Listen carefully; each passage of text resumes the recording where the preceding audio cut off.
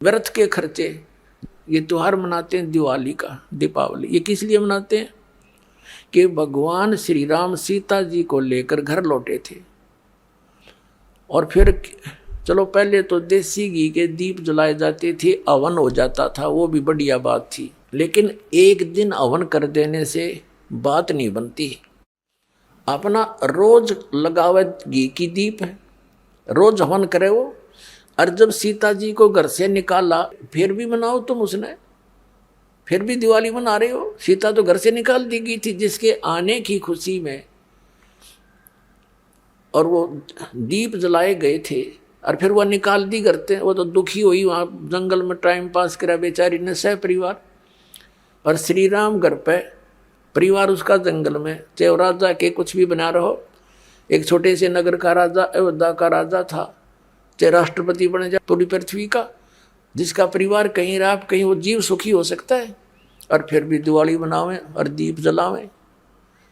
तो इस तरह की जो क्रियाएं हैं ये परंपरा है, सूझबूझ का कार्य नहीं है। फिर बम छोड़ते हैं त्योहार के दिन, तरह कितना प्रदूषण फैलाते हैं, आग लग जाती है। तो यह परंपरा बनाई तो बच्चे आकर्षित हुए, इसको समाप्त करेंगे धीरे धीरे। और क्या की खुशी, एक भगत कह रहा था, बोला जी नाम लेने के बाद ज्ञान हुआ हमें, और पहली बार त्योहार मनाया हमने अपना। हमने 10 वर्ष हो गए ना दिवाली मना ली, ना तीज त्योहार मनाए, और ना होली मनाई। कारण क्या रहा कि हमारा परिवार है, 5-6 भाई हैं, मेरे दादा है, उसमें किसी का कोई मृत्यु हो जाती है, कभी हमारे घर में हो जाती है। पिछली बार मेरी बहन विधवा होगी, सारा 1 साल तो फिर मनाना ही नहीं कुछ भी। 1 वर्ष पूरा नहीं हुआ, इतना दूसरी घटना घट लेती है।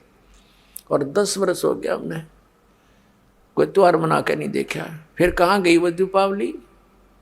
और परमात्मा कहते हैं इसे गंदे लोक में, जैसे नानक साहब जी से कहा था कि आप यहाँ खुशी नजर नहीं आते, मायूस बने रहते हो। तब नानक साहब जी ने कहा था, ना जाने काल की कर डारे, किसी भी ढल जा पासावे, अर्जी नाते सरते मौत खुड़क दी उन्होंने के डांसा। सभी इन 5 मुख्य देवताओं की साधना करते हैं, इन्हें डेली याद करते हैं, इनके दुख को हम शेयर करते हैं, और भगवान से डरकर हम प्रतिदिन सुबह शाम देशी घी के दीप जलाते हैं ताकि प्रदूषण खत्म हो, क्योंकि हवन से प्रदूषण खत्म होता है। हम श्री लक्ष्मी जी, श्री विष्णु जी और सभी मुख्य देवताओं को सदा याद करते हैं। और ये लोग एक दिन ड्रामा करते हैं। इसके करने से न कोई धार्मिक लाभ और न ही कोई वातावरण में शुद्धता। हम जो साधना करते हैं उससे धार्मिक लाभ के साथ साथ भगवान की डेली याद बनी रहती है। ये कष्ट याद रहते हैं जो ऐसा कष्टमय जीवन जिया महापुरुषों ने, देवियों ने, देवताओं ने। उस डर से हम भक्ति करते हैं। हमें कभी भूल नहीं पड़ती, तो हम निवेदन करते हैं कि पूरा हिंदू समाज ये नाटकबाजी छोड़कर संत रामपाल जी महाराज द्वारा बताई साधना करो और अपना जीवन सफल करो। सवाल नंबर 3।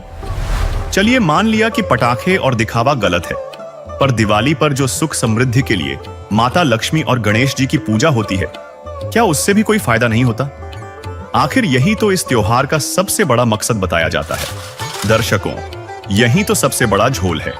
हम सब जानते हैं कि माता लक्ष्मी भगवान विष्णु की पत्नी है और श्री गणेश भगवान शिव के पुत्र। अब जरा इनके अधिकार क्षेत्र को समझिए। हमारे ही पवित्र ग्रंथ इस पूरी मान्यता की पोल खोलते हैं। श्रीमद् देवी भागवत के 3 स्कंध में एक प्रसंग है जहां खुद भगवान विष्णु और भगवान शंकर अपनी माता आदिशक्ति दुर्गा की स्तुति कर रहे हैं। और जानते हैं वे क्या कह रहे हैं? वे स्वीकार कर रहे हैं कि वे भी कर्म के विधान में बंधे हैं और किसी की किस्मत से ज्यादा उसे कुछ नहीं दे सकते। श्रीमद् देवी भागवत